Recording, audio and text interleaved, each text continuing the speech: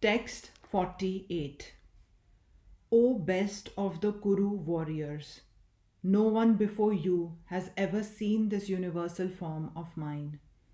For neither by studying the Vedas, nor by performing sacrifices, nor by charity, nor by pious activities, nor by severe penances can I be seen in this form in the material world. The divine vision in this connection should be clearly understood. Who can have divine vision? Divine means godly. Unless one attains the status of divinity as a demigod, he cannot have divine vision. And what is a demigod? It is stated in the Vedic scriptures that those who are devotees of Lord Vishnu are demigods. Those who are atheistic, that is, who do not believe in Vishnu or who recognize only the impersonal part of Krishna as the Supreme, cannot have the divine vision. It is not possible to decry Krishna and at the same time have the divine vision. One cannot have the divine vision without becoming divine. In other words, those who have divine vision can also see like Arjun. The Bhagavad-Gita gives the description of the universal form. Although this description was unknown to everyone before Arjun, now one can have some idea of the Vishvarupa after this incident.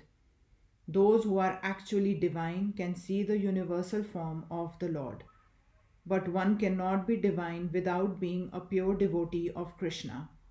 The devotees, however, who are actually in the divine nature and who have divine vision are not very much interested in seeing the universal form of the Lord.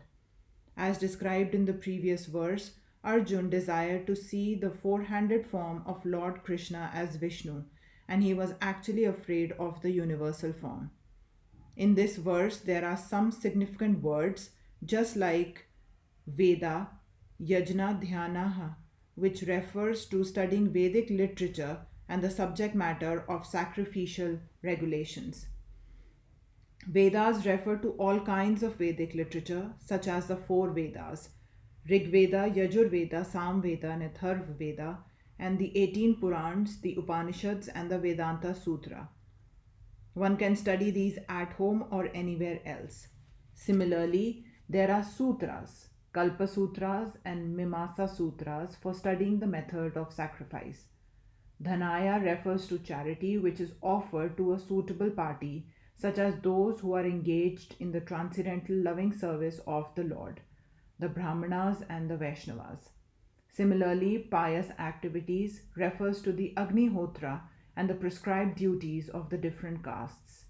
And the voluntary acceptance of some bodily pains is called tapasya. So one can perform all these, can accept bodily penances, give charity, study the Vedas, etc. But unless he is a devotee like Arjun, it is not possible to see that universal form. Those who are impersonalist are also imagining that they are seeing the universal form of the Lord, but from Bhagavad Gita we understand that the impersonalists are not devotees. Therefore, they are unable to see the universal form of the Lord. There are many persons who create incarnations. They falsely claim an ordinary human to be incarnation, but this is all foolishness.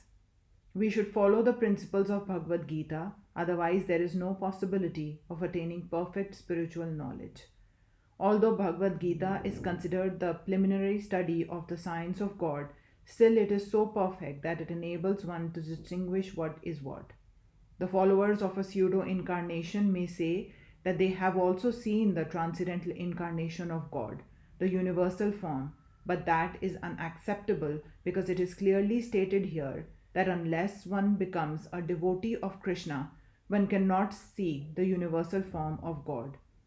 So one first of all has to become a pure devotee of Krishna, then he can claim that he can show the universal form of what he has seen.